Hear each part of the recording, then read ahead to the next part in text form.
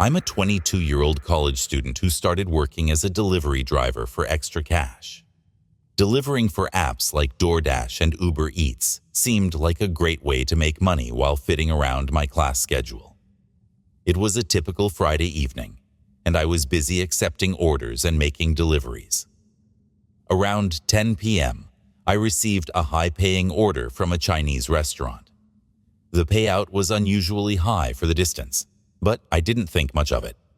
The address was a bit out of town, in a remote area, but high-paying orders usually mean a good tip, so I accepted it.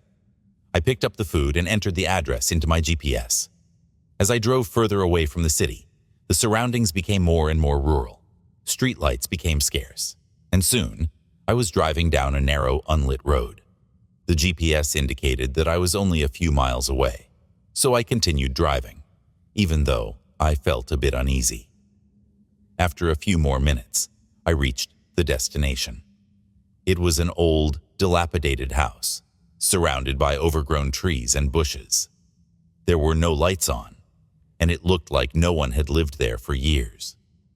I parked my car and hesitated for a moment, but then I saw a light flicker inside the house.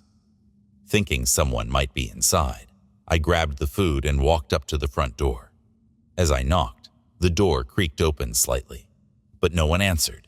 I called out, "Hello, your food is here." But there was only silence. Just as I was about to leave the food on the doorstep and get back to my car, I heard footsteps behind me. I turned around to see two men approaching me from the shadows. They looked rough, with dirty clothes and menacing expressions. "Hey, you got our food?" one of them asked, but his tone was anything but friendly. I quickly realized something was very wrong. "Yeah, I have it here," I said, trying to stay calm. I handed over the bag of food, hoping they'd just take it and leave. But then the other man spoke up. "How about you give us your wallet and phone too?" Panic surged through me. I tried to back away, but they moved closer, blocking my path to the car. "Look, I don't want any trouble," I said, reaching for my wallet to hand it over. Suddenly, one of them lunged at me, and I instinctively turned and ran towards my car. I could hear them chasing after me, their footsteps pounding on the gravel. I reached my car, fumbled with the keys, and finally managed to unlock it. I jumped in, slammed the door, and locked it just as they reached the car. They banged on the windows, shouting and cursing. My heart was racing as I started the engine and sped away, leaving them in the dust. I drove as fast as I could back to town, not daring to look back. When I finally reached a well-lit area, I pulled over and called the police. I reported what had happened and gave them the address of the house. They assured me they'd send someone to check it out and advised me to head home and stay safe. Shaken, I ended my shift early and went home. I couldn't stop thinking about how close I'd come to serious harm. The police later informed me that the house was indeed abandoned and that the men were likely using it as a trap to rob unsuspecting delivery drivers. That experience taught me to always trust my instincts and be cautious, especially when delivering to remote or unfamiliar locations.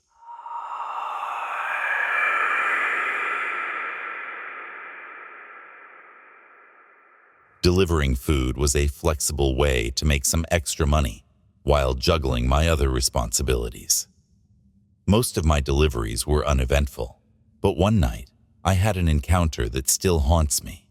It was a quiet Tuesday evening, and I had just finished delivering an order when I received another one. It was a decent payout for a short drive, so I accepted it. The pickup was from a popular pizza place, and the delivery address was an apartment complex a few miles away. I arrived at the pizza place, picked up the order, and headed to the address. The apartment complex was in a well-lit area, and I felt comfortable making the delivery. I parked my car and walked up to the apartment, noticing that the complex seemed almost deserted. I knocked on the door, and after a few moments, a man in his late 40s answered. He had a strange smile on his face, which made me uneasy. "Hey, your food is here," I said, handing him the pizza. "Thanks," he replied, still smiling. "You know, you look really familiar. Have we met before?" I shook my head, trying to be polite. "No, I don't think so. Have a good night." As I turned to leave, he stepped out of the apartment. "Wait, I have some extra tips inside. Why don't you come in for a minute?" Every alarm bell in my head went off. I forced a smile and said, "No, thank you. I need to get back to work. Have a good night." I quickly walked back to my car, feeling his eyes on me the whole time. As I got into my car and started to drive away, I noticed in my rearview mirror that he was still standing there, watching me. The eerie smile never left his face. I tried to shake off the uneasy feeling and continued with my deliveries. About an hour later, I received another order. When I checked the address, my heart sank. It was the same apartment complex, just a different unit. The payout was too good to decline, so I reluctantly accepted it. I arrived at the complex again, hoping this delivery would be quick and uneventful. As I walked to the new unit, I kept glancing around, half expecting the creepy man to appear. I knocked on the door, and to my horror, the same man answered. "Hey there, we meet again," he said with a grin that made my skin crawl. Here's your food," I said, trying to keep my voice steady as I handed him the bag. Before I could react, he grabbed my wrist and tried to pull me inside. Panic surged through me, and I struggled to break free. "Let me go," I screamed, kicking and hitting him as hard as I could. In the struggle, I managed to slip out of his grasp and sprint towards my car. I jumped in, locked the doors, and started the engine. As I sped away, I saw him watching me in the rearview mirror, his face twisted in anger. I didn't stop driving until I reached a well-lit gas station miles away. My hands were shaking as I dialed 911 and reported the incident. The police arrived quickly and took my statement. They assured me they would investigate and asked me to show them the apartment complex. When we returned to the complex with the police, they questioned the building staff. To our shock, the staff informed us that both the apartments that had ordered food were vacant. The police searched the area but found no trace of the man. That night, I ended my shift early and went home, still shaken from the encounter. The experience left me paranoid and cautious. Since then, I've been much more careful about my deliveries, especially at night. I always trust my instincts and stay aware of my surroundings. If something feels off, it probably is.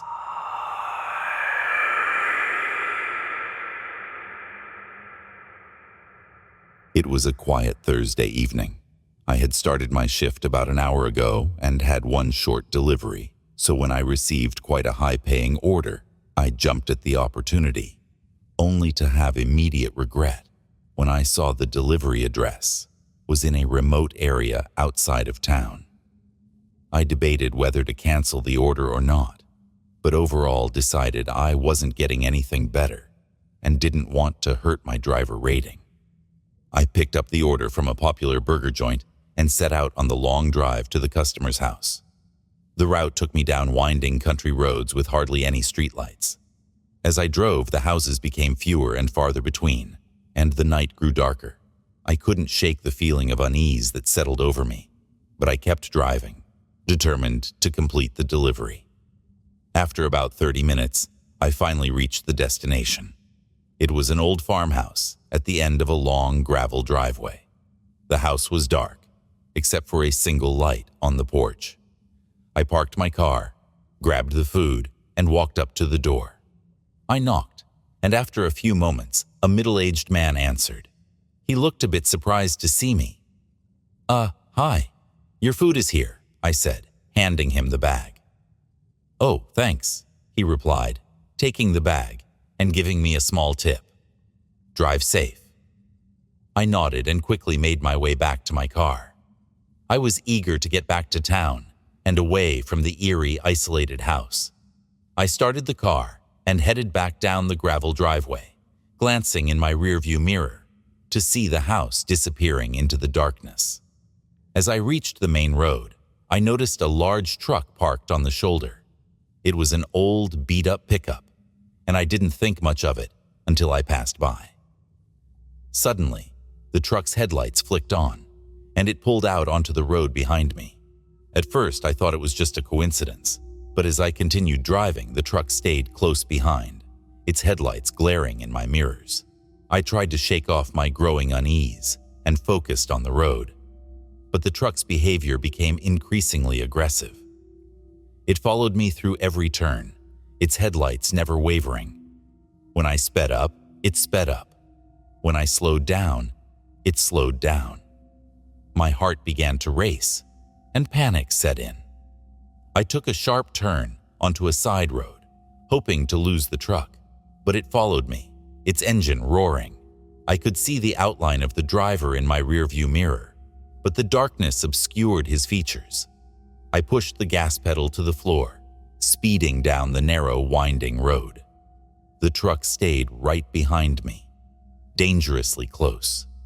My mind raced with thoughts of what to do. I didn't want to lead this person to my home, but I had to find a way to get away. I spotted a gas station up ahead, brightly lit and seemingly safe.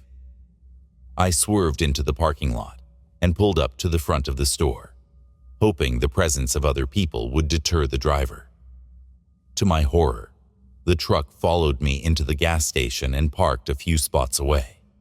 I jumped out of my car and ran inside, frantically telling the clerk what was happening. The clerk, a middle-aged man with a concerned expression, immediately called the police. I glanced out the window and saw the truck still parked, its engine idling.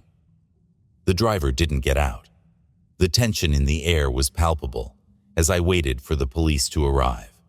Minutes felt like hours, but eventually, a patrol car pulled into the gas station, its lights flashing. As soon as the driver saw the police car, he sped off, tires screeching as he fled the scene. The police quickly pursued him, but one officer stayed behind to talk to me. I explained everything that had happened, from the eerie farmhouse to the aggressive chase. The officer nodded, his face serious. "We'll do our best to catch him. In the meantime, we'll make sure you get home safely." Another patrol car arrived, and they escorted me back to my apartment. The drive felt surreal, with the events of the night replaying in my mind. I was grateful for the police escort, but the fear lingered. Once I was safely inside my apartment, I locked all the doors and windows, double-checking everything. The experience had left me shaken and paranoid. The police later informed me that they were still looking for the truck, but there had been no leads so far. Since that night, I've been much more cautious about my deliveries, especially in remote areas.